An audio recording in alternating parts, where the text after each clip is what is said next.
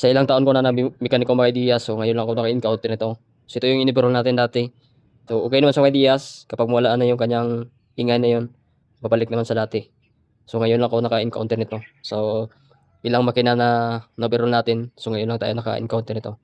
Dito nangyari sa kanyang motor. Yan. Pandarin natin at pakinggan natin yung may part na ingay at mawala naman siya at babalik naman sa dati.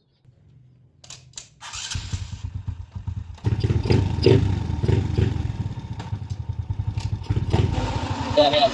Ayan yung maingay mga Diaz. Ayun. Pag-isip natin sa kapag naka-clutch. So pag mawala na siya at tatahimik naman siya. So yan yung kanyang yan. Ayan. Ayan yung kanyang ingay. Ayan. Tapos nawawala. So yan yung yan natin. So yun yung problema dito sa kanyang motor. Kapag i-change gear mo na siya, kung mabilis yung takbo mo, hindi naman sa lalabas yung ingay na yun. Kapag action ka ng mag-stop, tapos mag-change gear ka, pag hihinto ka na, doon na sa labas yung kanyang tunog na ganun. So buksan natin to ulit at i-check natin kung bakit nagkaganon siya. First time natin naka-encounter na ganito nangyari dito sa kanyang makina. Ayan. Sa dami namin na nating na-overhaul, Raider 150, Sniper, Aerox, MIUI, at iba pa. So, may mga time talaga may ideas, ganun mangyari sa inyong makina. Ayan. So, hindi naman natin masabi na mali yung pagbalik natin. So, sa dami-dami na natin na overhaul na XR 125, RS125. So, hindi naman ganito. Katulad dito sa kanya. So, ito umandar to. Hindi naman sa nag-stack up. May part lang na ganun yung kanyang tunog.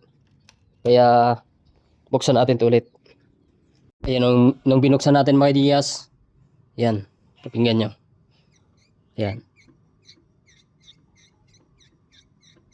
Yan yung tunog kapag nagano siya.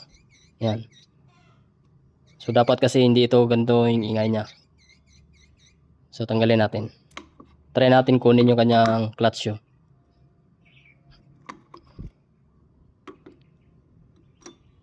Kunin natin to. Pagkatapos natin. Yan. Wala sang ingay. Pero pag ilagay natin to, so kadalasan yan dito yan. Yan. Kung makikita nyo dito. Wala sang ingay kapag ganyan. Pero pag ilagay natin yung itong clutch shoe, lagay natin. Yan. May ingay. So ngayon lang ako naka-encounter nito na ganitong ingay. So walang problema. So ang problema niya lang dito. Ito pala yung umiingay. So ang sira nito, ito. Yan. Ito yung kanyang sira.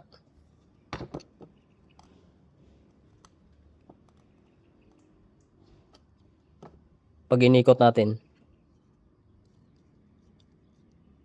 umiingay ito. Yan. Yan. Yan.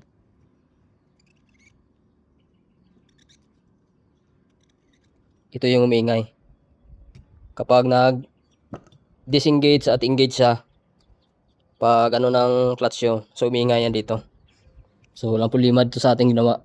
Yan. Imposible naman mag-ideas na sa dami na nating na-overhaul. May time talaga na ganun yung kanyang ingay. Yan. Ito yung maingay.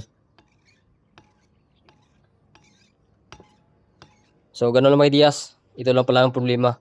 So sa dami-daming siguro sa ibang mekaniko to kapag ganitong sitwasyon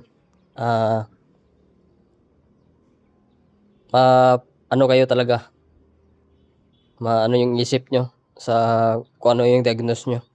So ngayon lang konting content ito na ganitong ingay. Yan.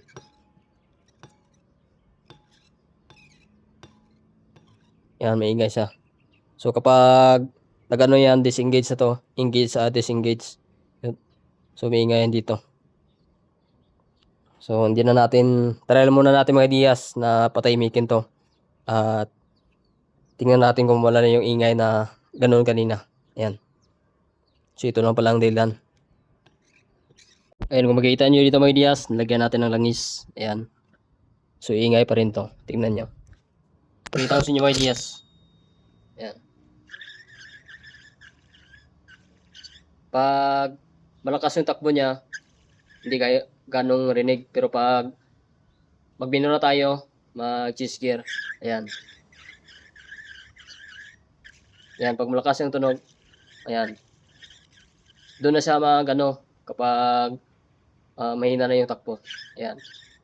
Pag malakas, wala siya. Wala ganong ingay. Pero pag gandaan na, ayan. Meron niyang oil.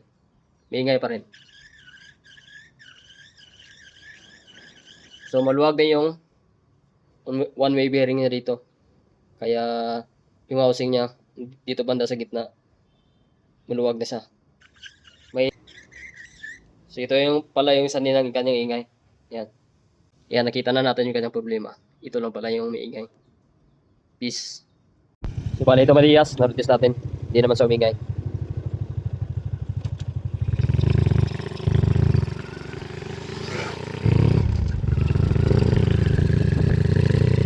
Narutis natin. Hindi naman sa umingay.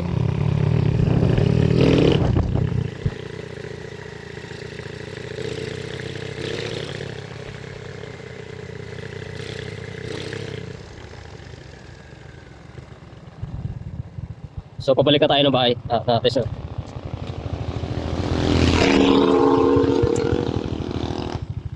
So, ito na may Diaz. Hindi naman sa umingay. Narutis natin dito. Hindi man sa umingay.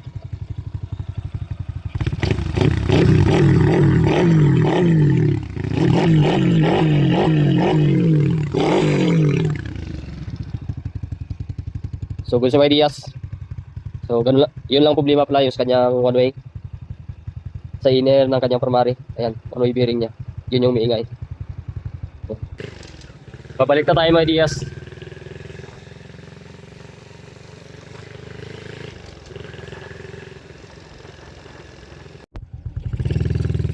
Mga Diaz, nag-away na tayo mga Diaz. So, hindi naman sa maingay. So, lumabas na siya harang araw.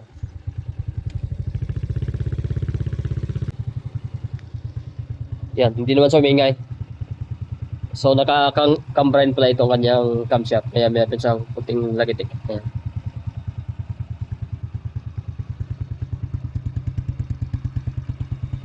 Cam grind. So, hindi na umingay dito banda. So, mga Diaz, yun lang pala ang problema dito sa kanyang makina. Ayan. Yun banda sa kanyang primary clutch, kanyang one-way bearing. May tatlong bulitas kasi doon na maluwag na siya, kaya cause ng ingay, at pag umikot na sa umiingay siya. Yan. So, nasolve natin mga Diaz ng problema ng kanyang makina. Yan. Sa dami-dami na nating na-overall na RS 125, tapos XRM 125 na makina.